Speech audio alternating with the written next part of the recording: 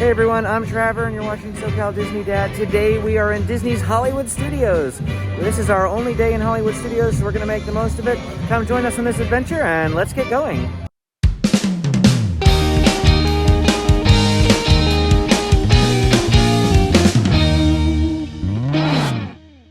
So our first order of business, I think, is to go to Slinky Dog Dash, which honestly is a lot of people's preferred choice. I'm just going to keep the camera facing forward so you can look at something other than my face. But we've been told by Molly at All Ears, just a nod to them. That's one of our favorite channels to watch for Walt Disney World information. And Molly said to actually go down Sunset Boulevard, head to places like Rock and Rollercoaster and Tower of Terror. She recommends Tower of Terror first because it's a very slow moving ride and it takes a lot of time to get through that queue.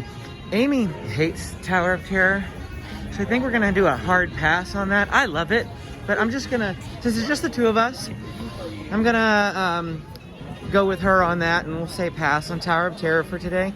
We do want to do Rock and Rollercoaster, but we feel like Slinky Dog has a bit of a potential to have a larger wait later in the day, so we just want to go and take care of that first thing this morning. If we have gotten absolutely every possible thing done, and we still have time, we may ride Tower of Terror later. We may.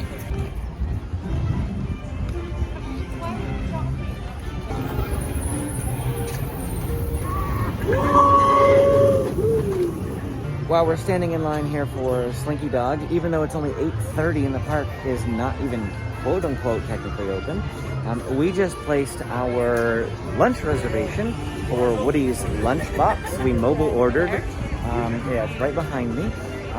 The reason that we did that is because sometimes, I don't think this is a busy enough time for it to be honestly worth it, but sometimes I'm told that, like during spring break and things, that within an hour of park opening, there's like no availability at the lunch places until one or two. And unless you don't want to eat that late, I would recommend putting in a mobile order as early as possible. You may not know when you're going to eat lunch, but that's okay, because you can always move your time at a later time if you're not going to be able to make it during your window. So that's what we'd recommend doing, just to make sure that you can get what you want to eat here. Now there's always going to be something available, but Woody's lunchbox fills up quick because it's very popular. We're on the ride! Woohoo!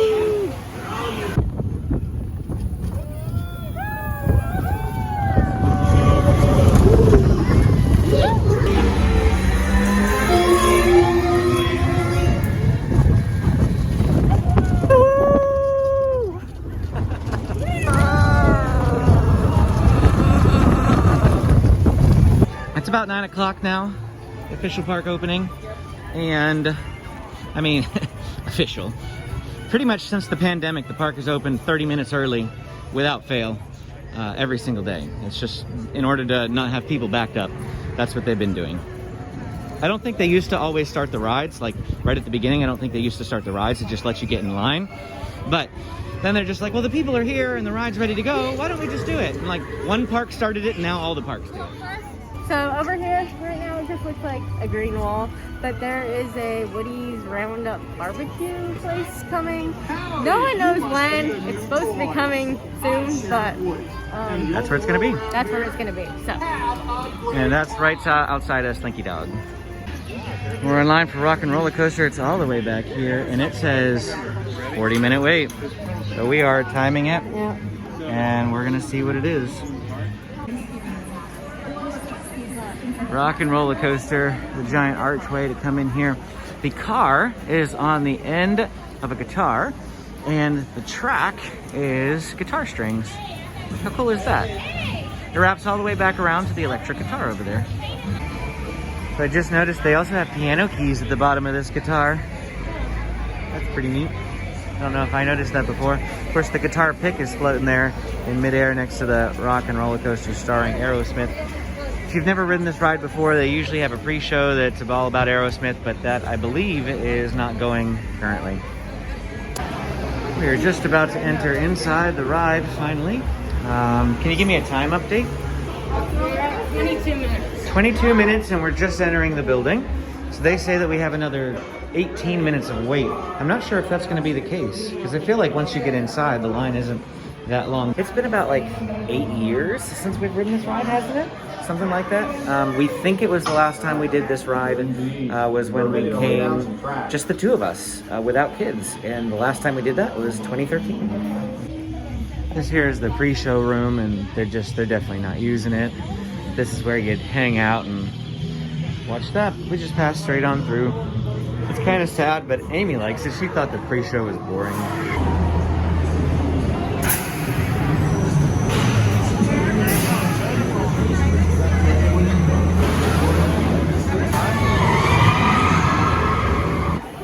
That's a pretty great ride. Of course, I couldn't film it because it was in the dark, but I don't think I've been in this gift shop like in a really, really, really long time.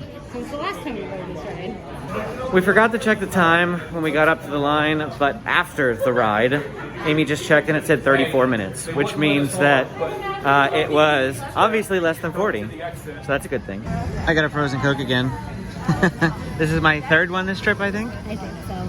I love frozen Cokes. Kind of inevitable at times. And Amy got a cup of water.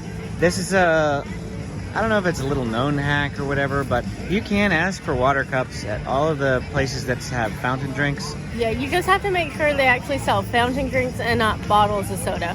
Yeah. Because the ones with bottles of soda don't have the water dispenser. Yeah. The water is free. We see tons and tons of people. Yesterday, when we were at one of the quick service places, I saw 3 people and they had 7 bottles of water on the table. And that's just really expensive. Amy just checked the wait times, and pretty much everything in the park at the moment has like a 30-40 plus minute wait. So unfortunately, it looks like it's just going to be part of the deal is waiting and things. The theory was a lot of people will pick this park as their, like if they have a hopper pass, will pick this park as their first park, even multiple days on their trip, in order to guarantee snagging a Rise of the Resistance pass. Once they've ridden that ride, then they'll leave at 1 o'clock whenever, hopping begins. And we're hoping a lot of people clear out after 1 o'clock.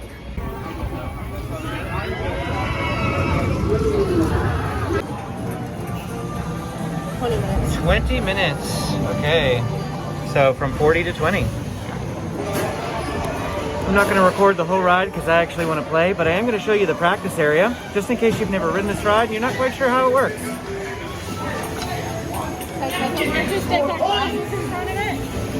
Hey, partners! Welcome to the practice game! Go ahead, who's starting?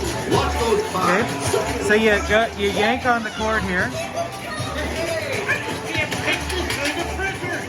and you shoot the screen. Our command will be proud. Oh man, that was a good game. We're gonna see what I got, because I felt like I did pretty good. Let's examine their scores. 274! That might be my highest score ever. So due to the limited seating here at Woody's Lunchbox, it looks like they're not even letting you enter this area at all. They have it roped off until your mobile order is ready. So we're coming up to window number 1. So here is a brief look at everything that we got. We ordered the 3-cheese grilled cheese, and I know it's just grilled cheese and you're like, grilled cheese, but look how nice they presented that. We've heard it tastes amazing and we can't wait to try it. We got a side of tomato sauce for dipping that grilled cheese in, or tomato soup, I guess, sorry. We also got the tachos, because everyone talks about the tachos, and this is what they look like. It is huge, it looks amazing. And then we had to get what amounts to a Pop-Tart, but it's Disney Pop-Tart. A homemade Pop-Tart, a raspberry tart. It looks very good. Here's, once again, an overview of the entire meal. This looks like one of the best quick services I think we will have had.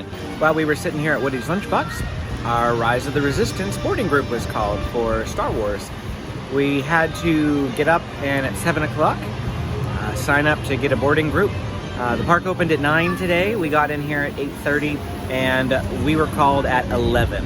So that means, I don't know if they started until 9, but that's about 2 hours for boarding group 47. We are making the transition from Toy Story Land into Galaxy's Edge. It wasn't really a soft transition. It's This just, whole park doesn't have soft Yeah. transitions. So. it's like one moment you're in toys and bricks, the next moment you're in rocks and Galaxy's Edge. This is my favorite land in all of Disney. Although I'll take Disneyland's just because it's closer. So as we walk through Galaxy's Edge towards Rise of the Resistance, let's go ahead and talk a bit about Rise if you've never done it before. Rise of the Resistance has a virtual queue, but that doesn't mean that the second you get there, you just suddenly get to ride the ride. Virtual queue is simply to enter the standby line. Off here to my left, I actually see Chewbacca. Ray was just out here as well. Sometimes they're up top, making it easier to see them, and they'll wave at you. This is the socially distanced meet and greets that they currently have. Everybody can see those characters, but you don't get to go up and take photos with them. We just quickly walked by that. I'm not sure how well you even saw that, but I just love this land so very much. We'll do a full walking tour of Star Wars land that'll hit the channel a little bit later. But for now, we're just gonna head straight to Rise of the Resistance. They've got a X-Wing over here. You can actually see steam coming out of that X-Wing, which is really awesome. And a turret straight ahead that marks the entrance for Rise of the Resistance. There they are! Fire! Take cover, recruits! All personnel to their stations! Sir, the prisoners have escaped. How brave, but ultimately hopeless.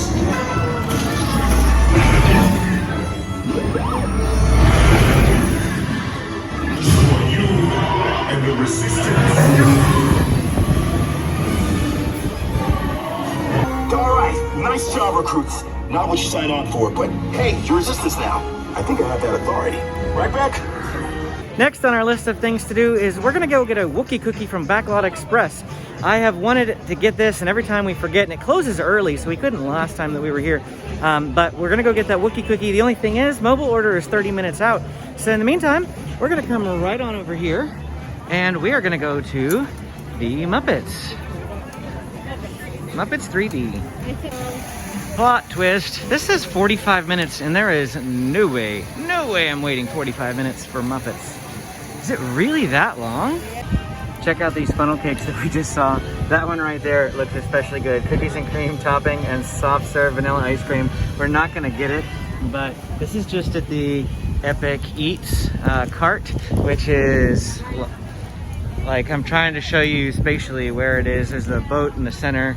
Indiana Jones, the Indiana Jones Stunt Spectacular, which is just a relaxation zone at the moment, is down here. But we went there to grab waters.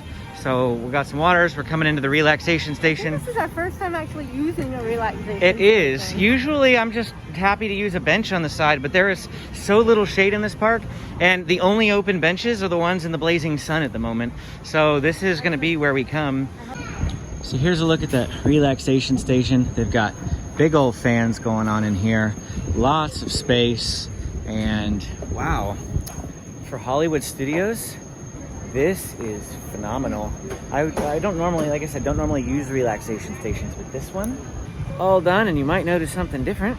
I went into Star Trader, which is the Star Wars trading post. At least that's what it's called in Disneyland.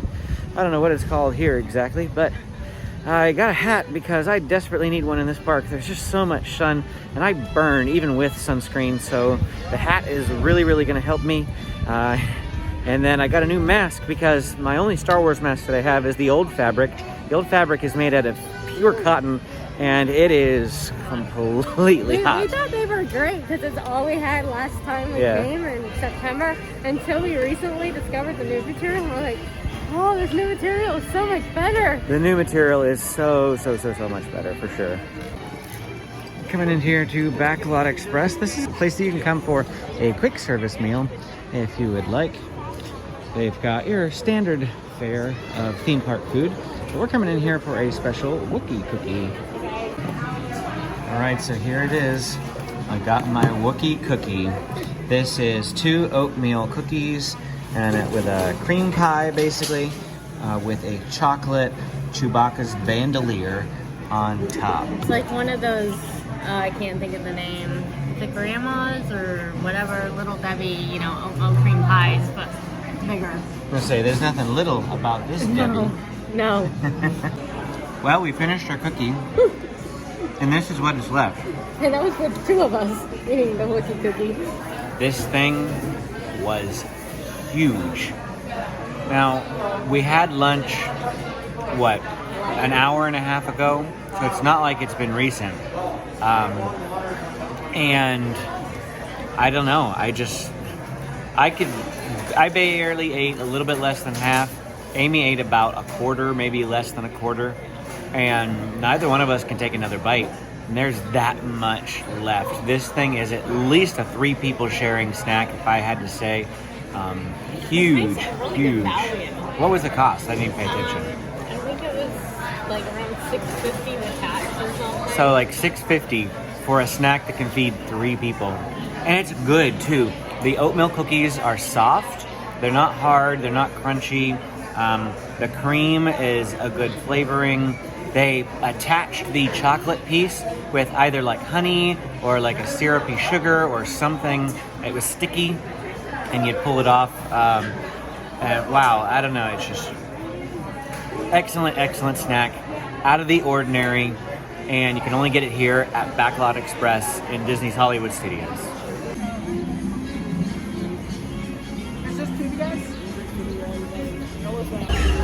So it's 31 minutes. Posted time 40. Here we go. Hey, Mick and Minnie. Let's hear our thing. Worse, they're late. What could possibly go wrong? There they are. Baby, hot down. Ready and 1, 2, 3. 1, 2, 3. Whoa, excellent. You're all wanting so much.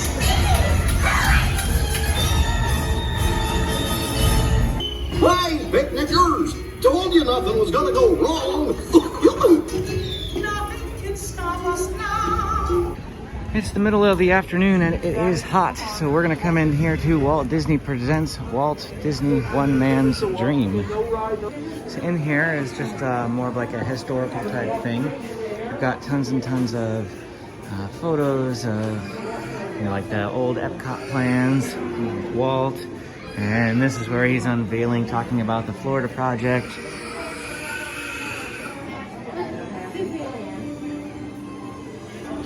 Yay, Sleeping Beauty Castle. So a lot of the signage here is just going to talk about different things, and I'm not going to read them all, but it's a timeline kind of as you walk all the way through here. It starts in the early years, 1906, early inspirations from Walt's childhood, growing up in small America. Walt begins drawing over here, and just talking about Walt and his brother Roy. Lots and lots of historical information for you. Right over here is Main Street USA at Disneyland. We've got the Emporium all the way down there. It's not in this model because this is the old one, but the Carnation Cafe is now right around here and in that little dip right there. Here's a drawing board. I hear Steamboat Willie. He's talking. Yep, there's Steamboat Willie right there. So this is interesting.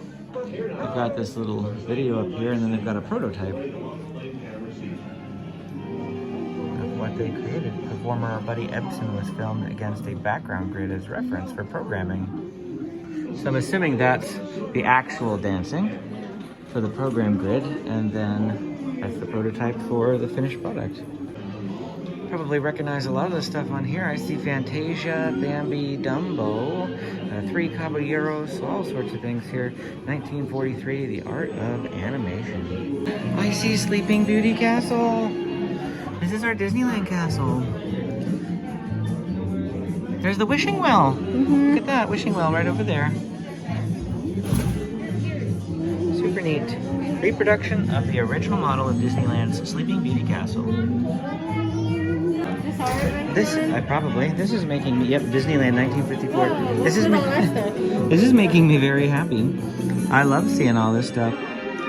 So I'm going to guess that, because here's the Jungle Cruise boats, and there's the store right over this way. That is the Enchanted Tiki Room, is what I'm guessing that is over there. And then over here is now where they've got the I was going to say Tarzan's Treehouse, and the Indiana Jones is over on this way now. This is making me very happy. We are going back to our park before too long. June 4th, we'll finally get back into ours. It opened while we were here in Walt Disney World, and lots of people are posting photos and talking about their trips, but we aren't slated to go until June 4th for the opening of Avengers Campus. We can see Mickey's carousel over here. Whoops. Huh? Ferris wheel. That's my bad. So we have the Mickey's Ferris wheel over here, and of course California Screamin', which is now the Incredicoaster. The carousel, which they have rethemed multiple times, to King Triton's, and then to now it's Jesse's Critter Roundup. And like that ride never got built. That's like Jumping Jellyfish, but it never got put in that area. Yeah, we have a ride like that for Jumpin' Jellyfish, but it's on the other side of the lake. And then, of course, the symbol that everybody who comes to Walt Disney World recognizes, Cinderella Castle, which is probably to scale larger than the Sleeping Beauty model that we saw over there. That much larger. It really is huge compared to ours. Every time I come to Walt Disney World and then I go to Disneyland afterwards, it just reminds me just how tiny that castle really is. It's so small compared to Cinderella Castle. But the one here like has a restaurant inside of it and all sorts of stuff, and ours just has like this little walkthrough. Yep. Looky over here, we have the Tower of Terror and the Epcot Spaceship Earth models. The symbol of Epcot recalls the giant-scale architecture of classic World's fairs and was inspired by the geodesic dome designs of architect and futurist Buckminster Fuller, Walt Disney Imagineering Collection artist John Hench. Refurbished 1996. And the largest model in Walt One Man's Dream, even though this wasn't his dream, it's just part of the Disney dream, Galaxy's Edge. And we're gonna go walk through that whole area in just a little bit. Here's the transport ship that takes you for Rise of the Resistance. Here we have a big AT-AT, or an AT-AT, as people often refer to it as. I can't bring myself to call it an AT-AT. I'm sorry, it just sounds too blunt. What are you supposed to call it? I call it an AT-AT, but technical term for the abbreviation is AT-AT. But they have AT-STs, and they don't call that AT-STs. So I just like to call them both AT-AT, AT-ST. If you go through the One Man's Dream Museum, highly recommend sticking around for the feature film that is at the end. It's about 15 minutes or so, and it was really, really great if you love the history of Disney. The show talks about Walt Disney's life, how all the films came about, and the creation of Disneyland and Walt Disney World. And we love watching the Imagineering stuff on Disney Plus, and this is kind of like a thing that I could see being on Disney Plus, but I think they're going to keep it in the park here as like a special thing until that program goes away. But really, really great attraction. Highly, highly recommend. Right now we're going to go see if we can quickly pop into the Frozen show. It happens at the bottom of every hour. It's 2:20 right now, and we're going to see if we can get in. We saw a lot of people lining up 30 minutes beforehand earlier, so it may already be full, but we'll let you know so you can know what to expect. Well, that was indeed the case. Got up there and we didn't even have to talk to them. We saw them turning other people away. Already full at 2:20. So I guess if we want to ride, if we want to go, not ride it, but if we want to go to the Frozen Singalong, we really have to get here early, and I'm not sure I want to stand out in the sun waiting for just a Frozen Singalong. We'll see. Maybe another one of those things that, we wait for another trip again. I think it'd be something our kids would enjoy too, so it'll be something we should do with the kids on a return journey. Now we're coming over here to Swirling Saucers.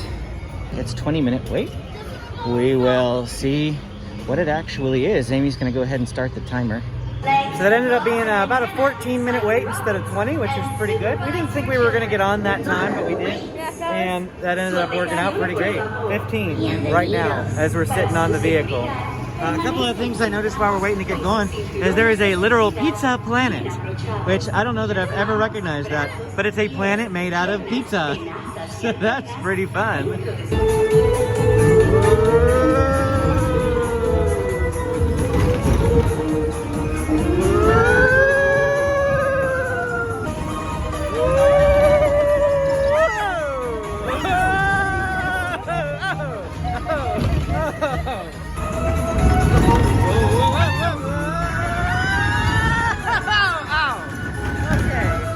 At this point, it is just past 4 o'clock, just about 4 o'clock or so, and we are working our way out of Hollywood Studios. We have some other things that we want to do this afternoon and this evening elsewhere in the Walt Disney World Resort. But as we're walking our way out, we're going to check out some wait times for you and take a look at line lengths just so that you can be aware of what it's like at this time of the day. This time of the day. So it looks like Slinky Dog Dash over here is a 50-minute wait, which is what it was this morning when we got here. A pro tip that we learned from Molly at All Ears. Just another shout out to Molly and the All Ears team. We really love your videos, love their videos, and they're so helpful. You should check them out if you're coming to Walt Disney World. But they told us that it's best to ride all the busy rides at about 1 to 2 p.m., somewhere in that time frame, because at 2 p.m., at 2 p.m. park hopping happens, and I'll let you explain the rest. So at 2 p.m., since park hopping happens, a lot of the bigger rides, even though a lot of the people who were here this morning may have ridden them, at that point, you start getting guests from other parks hopping into this park, and guess what? They want to ride all the big rides too. So from 2 p.m. on, probably for the next few hours, all those big rides are suddenly going to jump up again. The other thing is from 12 to 2, that's like prime lunchtime for most people. So we noticed that the wait times went, not significantly, but they went down from what they were this morning. So that's why we managed to get Smugglers done and a couple others. And we eat early on purpose to avoid that. Yep. Looks like the line for Mickey and Minnie's Runaway Railway over there was posted at a 35-minute wait. Yeah. It was 30 earlier when we went through it. So it's about the same. No less, no more than when we went through it. Well, that was it for our time here at Disney's Hollywood Studios in Walt Disney World in Orlando, Florida. I hope you had a great time. This is the only day that we have in the park, so there will be no more Hollywood Studios videos after this one in terms of vlog videos. We'll have tons of land tours and rides and things like that coming in the days to come. But as far as full day vlogs, this is it. Only one day here for us. If you want to see more content like this from our Walt Disney World vacation, go ahead and hit that like and subscribe button, and we'll see you again next time.